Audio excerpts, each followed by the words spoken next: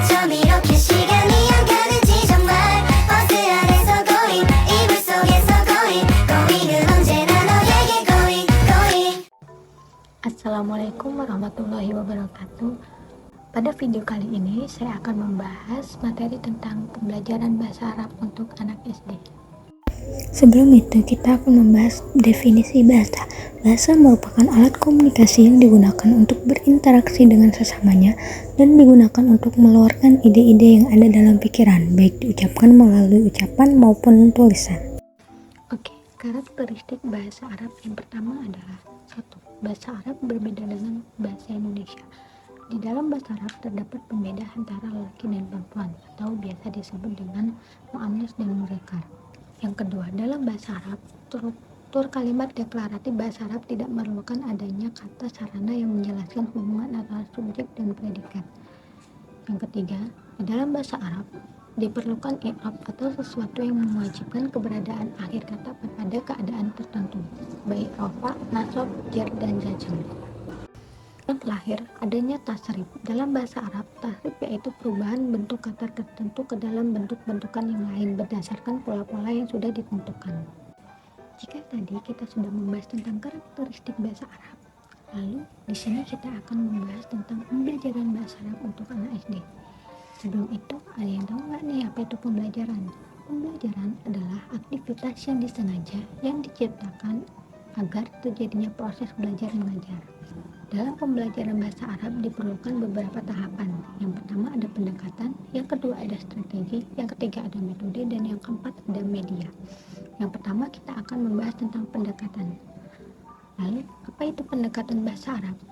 Pendekatan pembelajaran bahasa Arab merupakan sudut pandang atau asumsi terhadap pembelajaran bahasa Arab. Pendekatan bahasa Arab merupakan acuan bagi pendidik bidang studi bahasa Arab dalam melaksanakan kegiatan pembelajaran. Pendekatan dalam pembelajaran bahasa Arab dibagi menjadi dua.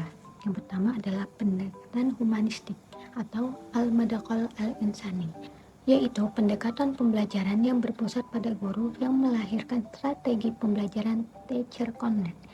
Sedangkan yang kedua ada pendekatan teknik atau al-madkhal al-atqani, yaitu pendekatan pembelajaran yang berpusat pada siswa yang melahirkan strategi pembelajaran student content.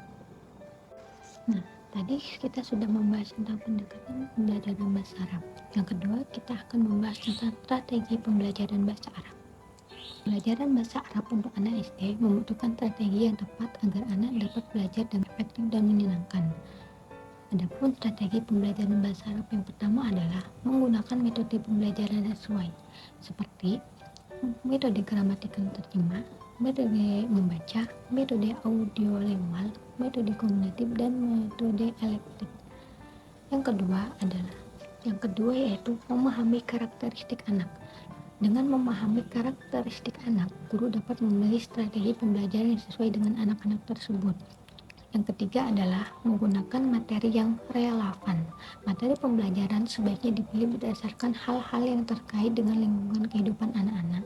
Hal ini akan membantu anak-anak dalam memahami dan mengaitkan bahasa Arab dengan pengalaman sehari-hari mereka. Yang ketiga adalah menggunakan ilustrasi gambar. Anak-anak SD memerlukan banyak ilustrasi, model, gambar, dan kegiatan yang lain yang konkret dalam pembelajaran bahasa Arab.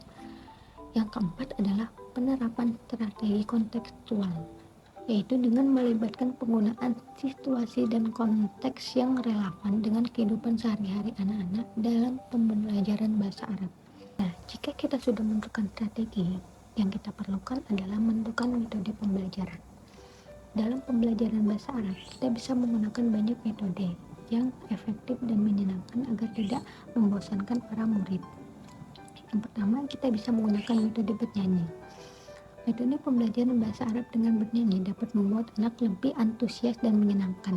Dengan menggunakan syair-syair yang dilakukan, anak dapat meluapkan rasa gembira dan sukacita mereka. Yang kedua ada metode targhibiyah atau sintetik.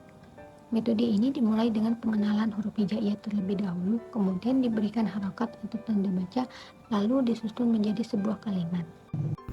Yang ketiga adalah metode pembelajaran dengan teknologi.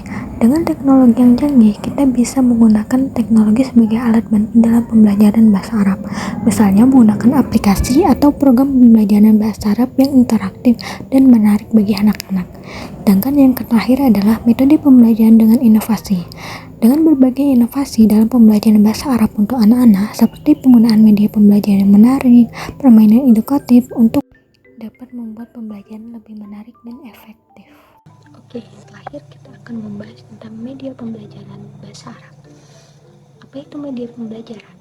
Media pembelajaran bahasa Arab adalah media pembelajaran yang terancana, terprogram, dan bertujuan agar pesan materi bahasa Arab bisa dengan mudah dimengerti siswa dan mencapai tujuan pembelajaran bahasa Arab. Media pembelajaran bahasa Arab dibagi menjadi 3. Yang pertama adalah media audio atau sam'iyah.